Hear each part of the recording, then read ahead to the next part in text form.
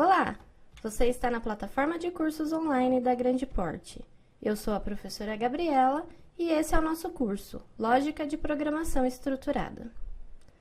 Bom, nas aulas passadas nós estudamos todos os elementos que compõem um algoritmo e quais os passos nós devemos seguir para construir um algoritmo com lógica de programação sequencial.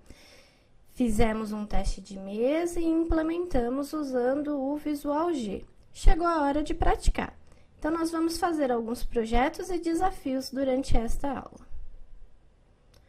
O primeiro projeto, nós chamamos de O Salário do João. Vamos ler o enunciado.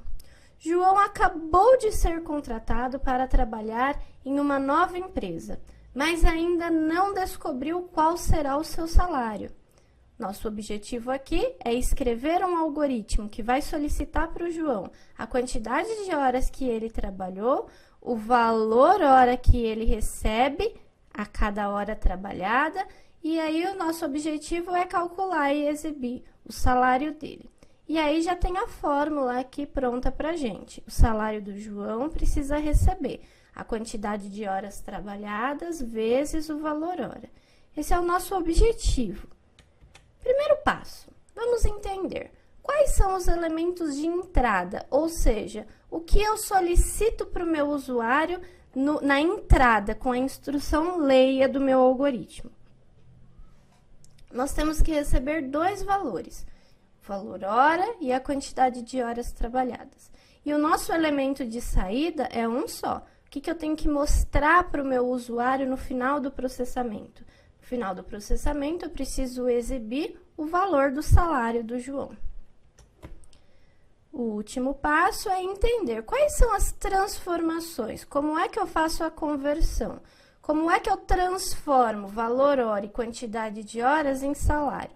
Essa transformação acontece a partir de uma multiplicação. Bom, chegou a hora de testar. Vamos ver como fica esse algoritmo usando o Visual G. Bom, meu Visual G já está aberto. Sempre que você abre o Visual G, ele já traz algumas linhas de comentário, que são essas linhas com barra aqui na lateral. Só para o nosso algoritmo não ficar muito extenso aqui na tela, eu vou apagar. Mas se quiser deixar e preencher as linhas de comentário, é uma boa prática, muito recomendada. Vamos começar dando um nome para o nosso algoritmo. Eu vou chamar esse algoritmo de salário João. E tem que tomar cuidado na hora de dar o nome do algoritmo para não dar nomes com acentos. Todas aquelas regras que nós vimos para dar nomes para variável também precisa ser usada na hora de dar nomes para o nosso algoritmo. E vamos declarar as nossas variáveis. Nós temos 3 variáveis para declarar. A variável do salário, né, que é o salário do João, a variável quantidade de horas que o João trabalhou e, por último, a variável valor hora. Todas essas 3 variáveis vão ser do tipo real, ou seja, vão aceitar valores decimais. Variáveis declaradas, vamos ao início, então, do nosso algoritmo. Eu vou começar esse algoritmo usando a instrução escreva. Eu vou solicitar, informe a quantidade de horas trabalhadas. E vou ler o valor, quantidade de horas trabalhadas. Sempre usando as mesmas variáveis que foram declaradas lá em cima. O primeiro valor de entrada já foi solicitado, tem mais um para solicitar. Informe o valor hora. E vou ler o valor hora. Sempre prestando atenção nos nomes das variáveis. Bom, os 2 valores de entrada já foram solicitados e digitados pelo usuário. Agora chegou o momento de fazer o cálculo. O salário vai receber a quantidade de horas vezes o valor hora. Depois de fazer o cálculo, tem que exibir o resultado. Vou usar de novo a instrução escreva o salário do João é de... e vou mostrar a variável salário. Após escrever o algoritmo, temos que testar, temos que ver se ele funcionou como esperado. Se não houve nenhum erro de digitação, a compilação vai passar e executar o nosso algoritmo aqui na lateral. Se alguma palavrinha foi digitada errada, então vai indicar um erro de compilação. Vamos ver. Rodar o algoritmo, ele já mostrou direto aqui o resultado da execução, indicando que não foram encontrados erros. Então, ele está perguntando, quantidade de horas trabalhadas. Vamos supor que o João trabalhou 140 horas esse mês. Valor hora que ele recebe. Vamos supor que o João receba R$ 25,00 por hora. Salário do João, R$ 3.500. Fim da execução do programa. Vamos voltar aqui, então, para o nosso próximo exercício. Eu pulei alguns projetos, né? A ideia é que vocês pratiquem e desenvolvam todas as soluções. Vamos ver, então, o projeto número 4. A idade do avô do Guilherme, é o título do projeto. Guilherme, ouvindo as histórias de seu avô, perguntou em que ano ele havia nascido para descobrir a sua idade. Nosso objetivo é escrever um algoritmo que vai solicitar para o Guilherme o ano de nascimento do seu avô, e aí a gente vai calcular e exibir a idade do avô do Guilherme. E aí já tem a fórmula aqui, né? A idade do avô do Guilherme vai ser calculada a partir do ano atual menos o ano de nascimento. Bom, elementos de entrada. O que eu preciso solicitar para o meu usuário para conseguir cumprir o meu ciclo de processamento de dados? Na entrada, como elemento de entrada, nós temos duas variáveis, o ano atual e o ano de nascimento.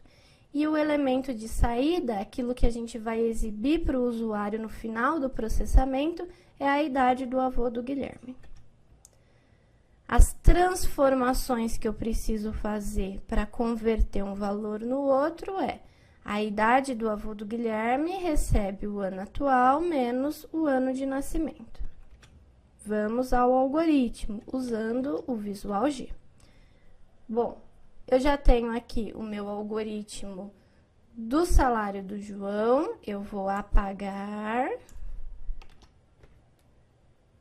Em casa, vocês podem vir aqui e salvar, né, para vocês terem a cópia dos exercícios que vocês forem fazendo. Mas vamos lá, eu vou chamar esse algoritmo de avô do Guilherme. Vamos começar declarando as nossas variáveis. Esse algoritmo declara 3 variáveis. A variável idade do avô, o ano atual e o ano de nascimento do avô. Essas variáveis podem ser do tipo inteiro, porque idade, ano atual e ano de nascimento são valores inteiros, sem casas decimais. Mais uma vez, agora no início do algoritmo, eu vou começar solicitando. Informe o ano atual. E vou ler o valor do ano atual. Vou solicitar também, informe o ano de nascimento. E vou ler o valor do ano de nascimento. Agora que eu já tenho em mãos as duas informações de entrada, chegou a hora de fazer o processamento. A idade do avô recebe o ano atual menos ano de nascimento. Calculado, chegou a hora de exibir. Escreva a idade do avô do Guilherme é e vamos mostrar idade avô. Bom, se, mais uma vez, não digitamos nada com erro, a compilação vai passar e o nosso algoritmo vai ser executado aqui na lateral. Vamos ver.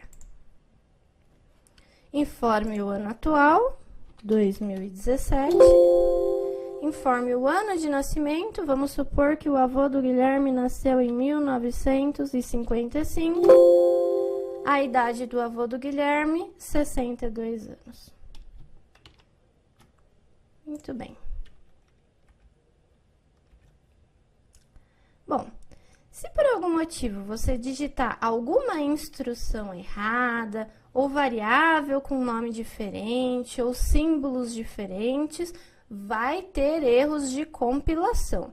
Se a sua lógica for escrita de forma incorreta, você muito provavelmente vai ter um erro de execução. Então, eu vou voltar aqui e vou, por exemplo, escrever o tipo errado. Vou colocar aqui inteiras, por exemplo. Na hora de compilar e executar, ele já acusa um erro. Ó, aviso. O Visual G3 encontrou o seguinte problema no seu algoritmo, na linha 3. O tipo de dados inteiras não foi reconhecido. Então, você pode tentar continuar, ele vai continuar acusando o erro, né? A gente termina e resolve aqui o problema. Inteiro. E aí é um tipo reconhecido. Da mesma forma, nome de variáveis, né? Vamos supor que ano de nascimento aqui na hora de fazer a leitura, eu escreva de forma diferente do modo como foi declarado lá em cima. Vou mandar executar. Forme o ano atual, 2017, e aí ele já acusa o erro, dizendo que a variável ano nascimento não foi encontrada. Vamos finalizar aqui a execução. Então, tem que tomar muito cuidado na hora de digitar as instruções, na hora de digitar os nomes das variáveis, todos os símbolos, a lógica do nosso algoritmo precisa estar de acordo com o que o Visual G aceita, senão o nosso algoritmo vai ter erros. É isso aí, pessoal. Leia a apostila dessa aula, faça todos os exercícios propostos, são vários projetos, vários desafios, resolvam todos, pratiquem bastante. Assista às nossas próximas aulas e conte para os seus amigos sobre os nossos encontros. Até mais!